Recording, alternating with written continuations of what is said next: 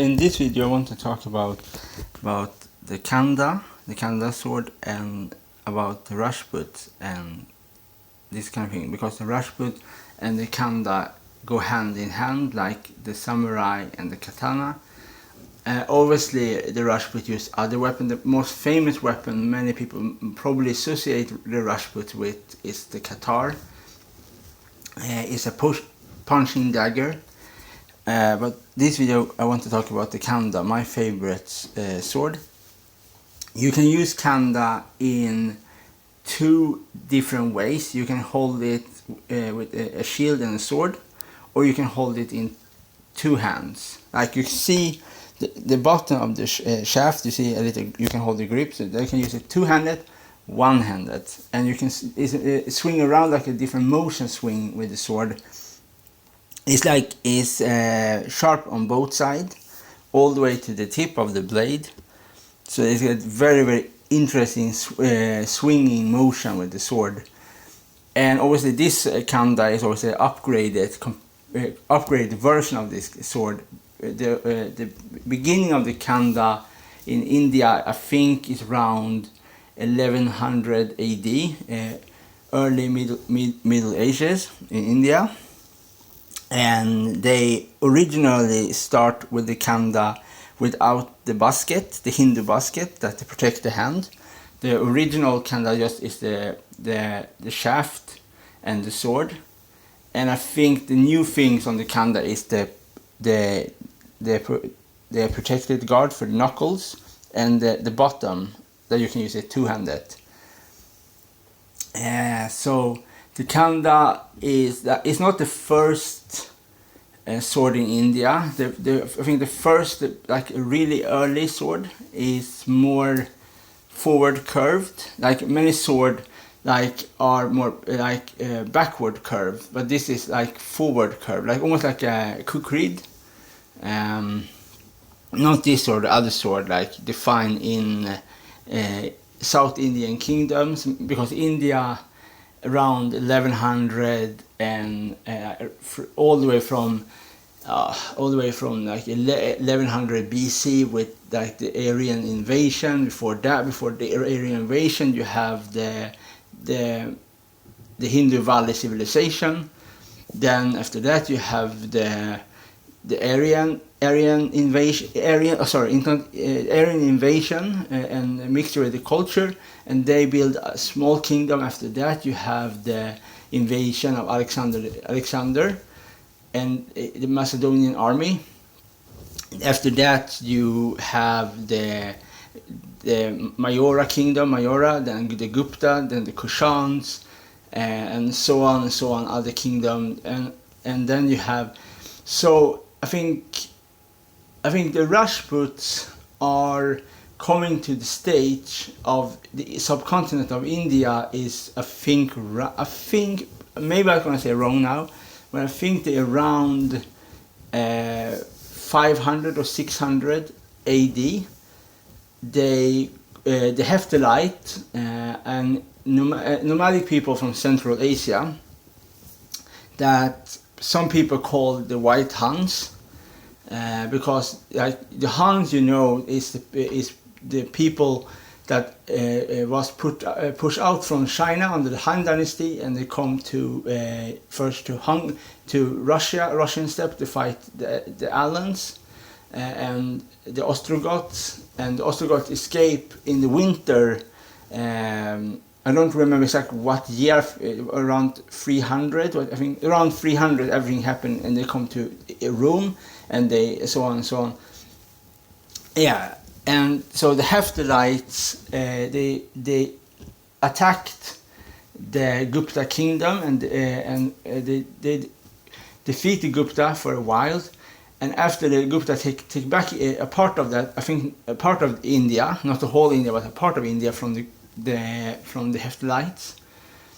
I think the Hephthalites stay in India, and then they transform to the Indian culture, but they also bring their own culture, their warrior culture, with them, and then they transform them to the Rajputs. Like there was a new group in Indian society, the warrior society, and you can find very, very much similarity with the Rajput warrior society, for example, with the samurais, with the Vikings, with the medieval knight, because of chivalry and valor and bushido, as the samurai use. It's lots of similarity. If for example, if a samurai and a Rajput meet, they will find lots of similarity with each other.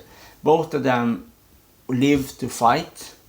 Both of them have a very specific rituals. For example, the samurai's specific ritual is that they always balsamate their hair. So for example, when they get decapitated, they know that their head will be shown in a very honorable way. For example, in a battlefield, if a common soldier take a samurai's head, they will go up in rank. And Rajput is so that if an older Rajput warrior have lived a very long life, he will call out to the other Rajputs on the other side, because Rajput was many different kingdoms in north of India, in Rajasthan, and also other places in India. So they called out and say, meet me here with this many men, and then we fight. And for the Rajputs, it's important to die in the battlefield. It's important for that. It's their ritual, their life, because the whole meaning is to sacrifice themselves to Durga, their god, the goddess Durga. And so, because the other thing is similarity is that Durga is a goddess with 4 arms. And one of her arms, obviously the picture of her from different time of different sculpture, but she holds in a khanda sword. The khanda is a very popular sword for the Rajputs. They use, of course, many other kinds of weapons. They also have very interesting castles. For example, the interesting with their castles is that they build like what is it called in English? Because the Rajput use war elephants in battle, so they build something to help them against the war elephant, so the war elephant cannot bash into the gate. So they put spikes on the gate of the castle to protect the castle against the enemy's war elephants. But they have something more than that. They also have something that's very interesting. It's like I think it's called like a rondel. They have a rondel, and first they have a big steep, and then a rondel. So the elephant have to run around the rondel before they come to the gate, and make so the elephant loses its speed. So that is also a thing they have. The Rajput have to protect them against the enemy's war elephants and this kind of thing. The thing I cannot say, because I don't know, is how the Rajput use their battle tactics. The only thing I know that they use war elephants, they use they use the axe weapon, they use the khanda, they use the katar, they use compassed bows, they use cavalries, and all other things are also similar in that sense with the Japanese and the samurai. Is if they lost a battle, all of the women and children will go build a big funeral fire and go into the funeral fire and burn themselves to death to preserve their honor. This is a very specific thing for Rajput, to burn themselves in a puriful fire. The women, the men will ride out and fight to the end. So that's what I mean is very similar. Is that they believe in a warrior heaven. They believe that you have to die in battle to come to heaven, and that is similar, for example, with the Vikings that believe in Valhalla. They believe they have to die in battle, in glorious battle. The same with the Crusaders. The same with the Arab, the Jihad. The Arabs have to die in battle. The same with Rajput. So the Rajput is a warlike society. It's a society that breed war, that worship weapon. They are weapon worshipper. They believe that their goddess are in their weapon. they believe that they don't need big temples to worship. They need to. They're very like a Spartans. Like I think that like Spartans in that sense that war are the privilege for the god. For example, the Spartans, their main god is Ares, the god of war. And so the same with the Rajput. For them is the Durga, and obviously is they have a different version of Durga because of their background with the Hephthalites. Some people say maybe they are the Scythians, but it's more likely they are the Hephthalites, the Turkic nomadic people, and they fight. Obviously, they fight against the Turks and the Canyons of Turk. They fight against the Mughals and the Marathas. And later on, obviously, they joined the English in World War One to fight the Ottomans, and there's a very, very famous. I don't know exactly what year that battle was, but it's a very famous battle with a Rajput cavalry attacked the Ottomans in the morning, because they know that in something, I don't remember exactly, but something around in the morning they attacked and they defeat the Ottomans, but obviously their leader was killed because the Ottomans they are extremely brave people. They're extremely brave, and they are extremely interesting history. If a really, really good books I will recommend is from one of them is Robert Elgut. He writes a very interesting book about the history of the Rators in Rajasthan. Arms and Armor of the Rajputs. The book is called, and then we have the Hindu Rituals, Arms and Armor. Just look up Robert Elgut, and you will find lots of interesting books about the Rajput and other Indian warrior culture and weapons and so on. They are very, very detailed books. They describe really good everything, their background, their society, and all this kind of thing.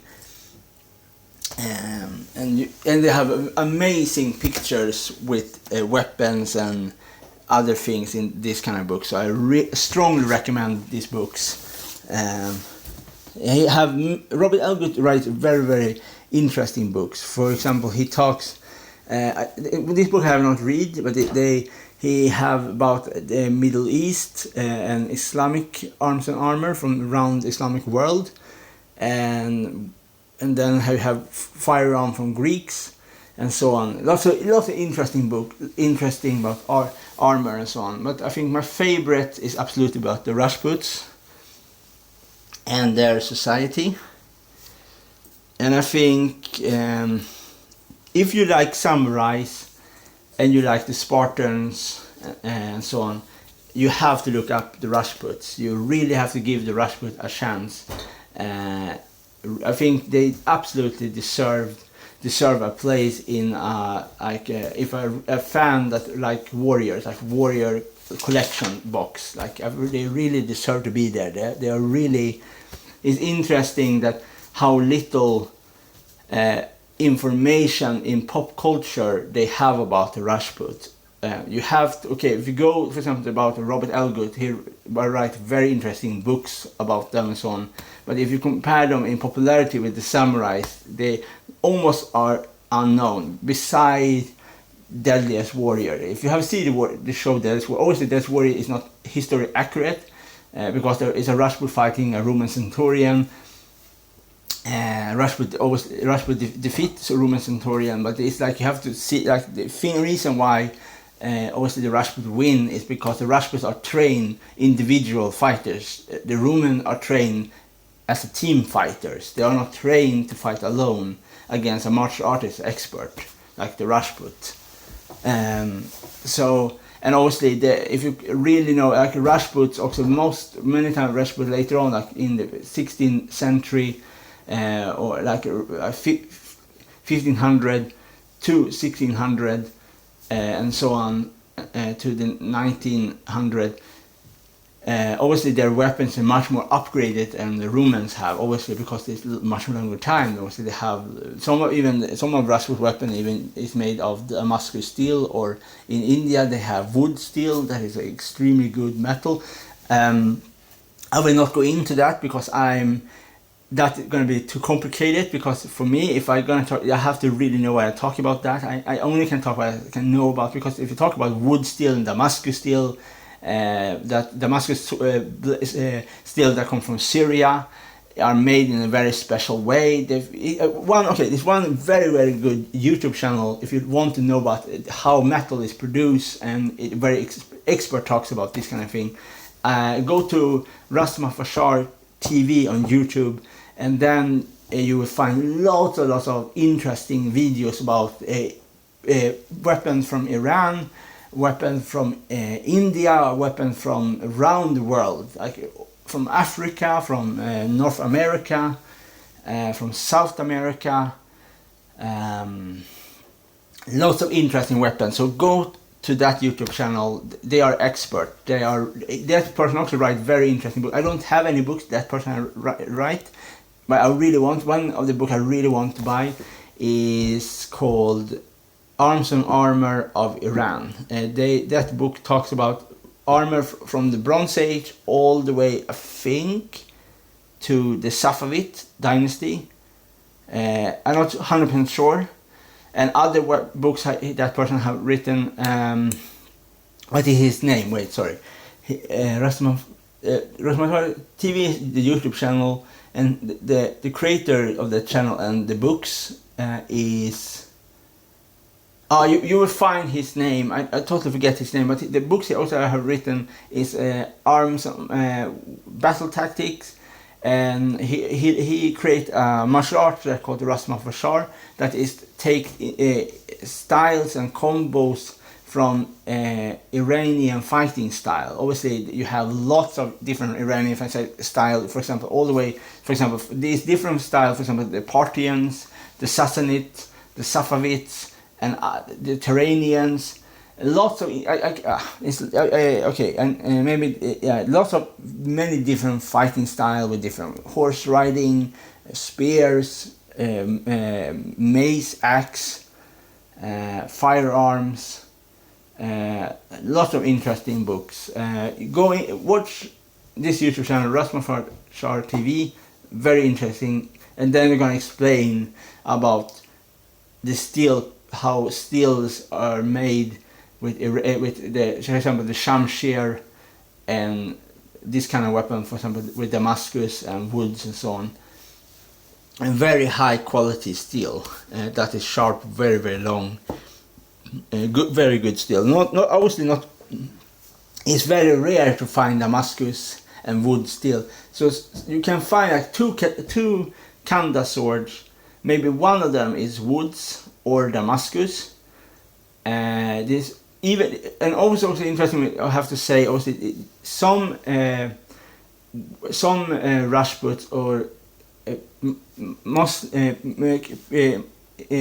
Delhi Sultanate weapon, maybe combine them together for some time. For example, you can find a khanda hilt with a shamshir blade together. So like you combine a khanda hilt with the shamshir blade, and you can find a tulvara hilt with a shamshir blade, or a pulvara, or a straight sword with a tulvara hilt, and so on. So lots of combination. Obviously, the tulvara is more weapon the Mughal used. Well, later on, obviously, they use the shamshir, but the shamshir is more expensive because they come from the Safavid. But the Mughals was very rich.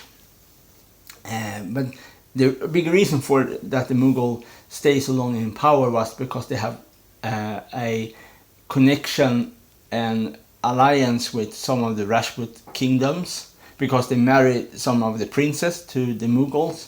And later on, when the Mughals start to be too tyrannical, the Rajputs say enough and they fight, and then the Marathas come. There was a lot of chaos. And later on the British, and then the Mughal lost their power. There was lots of things, all of this kind of thing. So the whole thing really is that with lots of interesting books about the Rajput, and they absolutely they deserve absolutely much more recognition than they get. And I think one thing why they are not so popular in pop culture, like in TV shows, in anime, are probably because of, like, most shows we see, for example, they see in India. I don't say every show, but most of the show is Bollywood, and the Bollywood show not really as the Rajput in a way that the Rajput really are. Like they because it's lots of things. Yeah, I think they absolutely deserve more recognition. We should show more about them.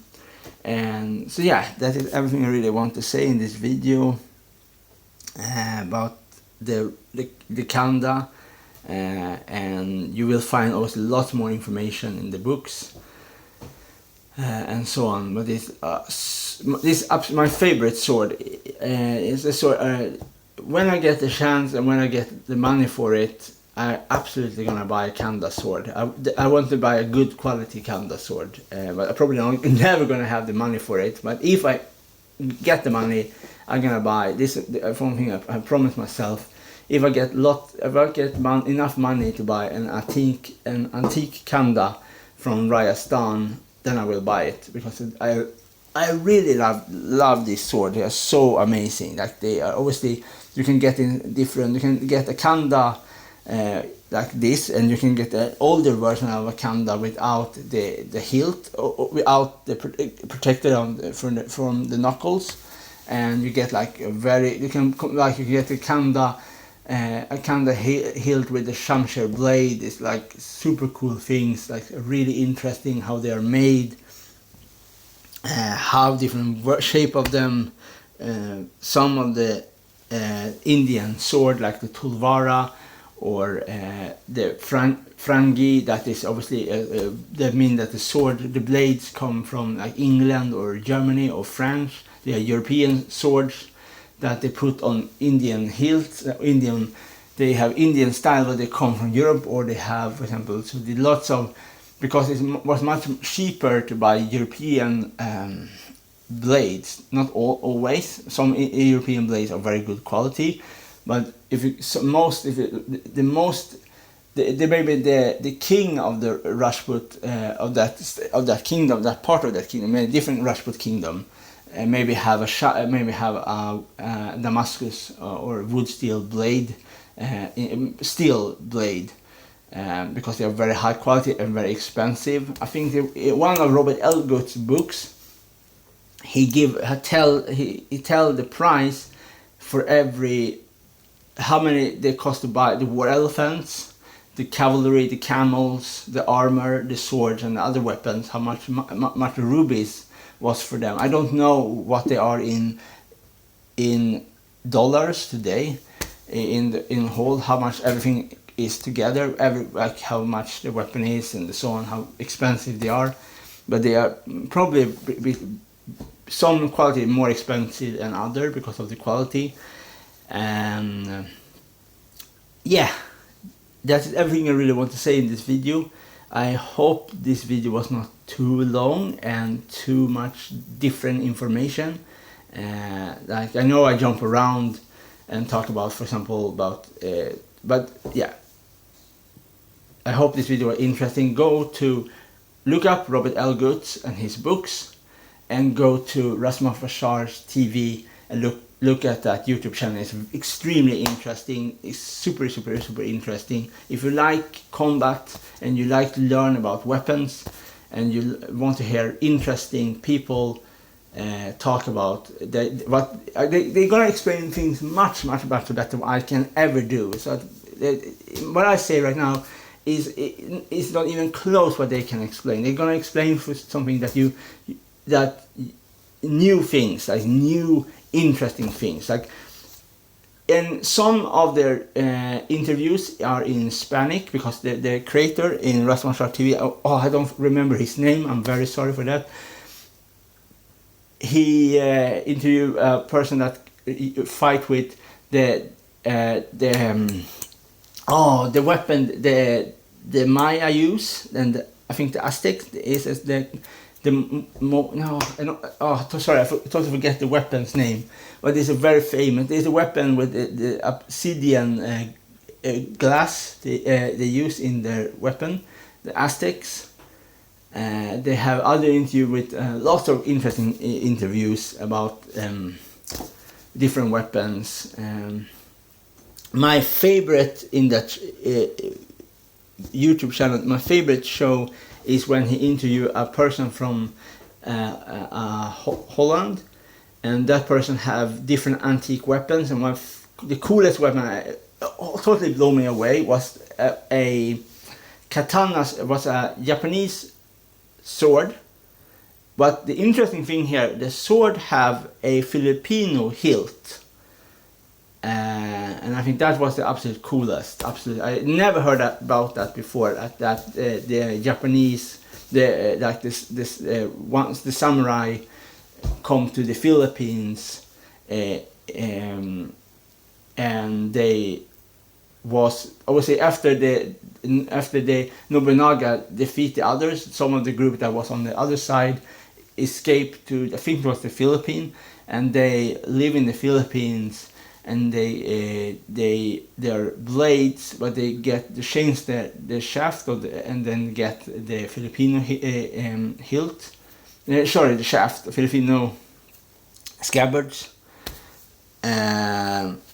And I think that was very cool to see, like how lots of blades I do not know about from history. I think it's interesting when you read books about blades and weapons from different around the world. You see how much interesting shapes the blades have. For example, how like it's when you see these kind of things, you're wondering why the pop culture, for example, in video game, like example.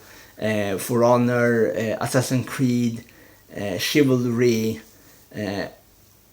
it's most all of them. It's like you only focusing on like 3 kinds of weapons, like the katana, the armor piercing sword, the 2 hand. Sorry, it's so many interesting swords around the world from so many different time periods. Like for example in Europe, and you also have very specific interesting sword in Sweden, obviously like after the Viking Age, like in the 16th century.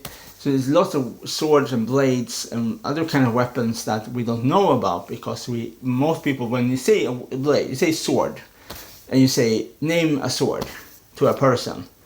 Obviously, if you name a sword to a person that is in a sword expert, knows about different sword, obviously he's gonna name different sword. But if you talk to a person that is not so into sword, he's probably gonna say katana, because that is the most common sword to see in pop culture, like in TV and video game, or in comics or in manga. It's very rare, for example, to see one manga show like Yasuke. They have one of the guys in the show. He are a guy from Yoruba kingdom, so he used an African weapon, a sword. I don't know the name of that sword, but it's a very specific sword. So that was very interesting to see in Yasuke, the anime show, that they have a Yoruba warrior. And that is extremely rare to see, extremely rare. Most common in mangas, you will see the katana, or see the naginata, or in example the nodachi. It's most common to see Japanese swords. It's much rarer to see like a heavy weapon, for example the kinabu, the Japanese different axe weapon or pole-arm weapons. They use obviously this kind of thing. So obviously lots of societies use different kind of weapons because of different purpose, because some to deal with some of the armors and so on. Okay. Now I think I talked enough about in this video. I hope you like it. Okay, bye.